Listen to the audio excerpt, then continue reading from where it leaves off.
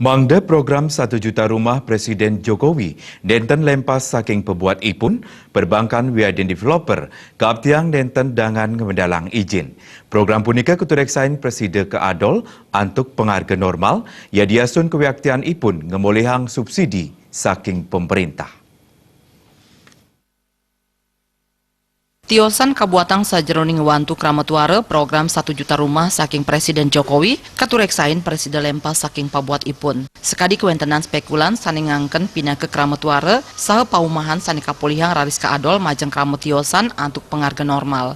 Ketua DPD Rai Bali Pande Agus Permanawidu Rangaptiang izin program rumah MBR mangde katureksain becik angge perbankan. Para pengembang mangde nenten ngadol rumah bersubsidi antuk harga rumah non subsidi. Manut Pande Agus Permana parindikan kawan sekali punike katureksain sampun wenten.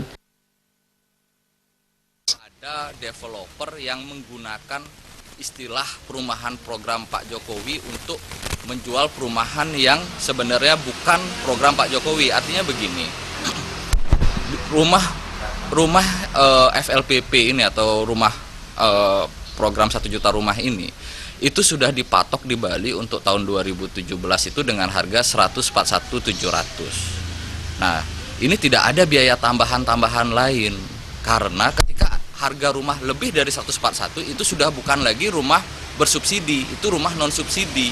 Nah, di Bali kemarin ada kejadian di mana end user atau pembeli rumah dikatakan harganya 141 tapi ada biaya tambahan untuk tanah sebesar 60 juta. Nah, ini PUPera sudah pasti akan menolak. Ini bukan program rumah bersubsidi jadinya.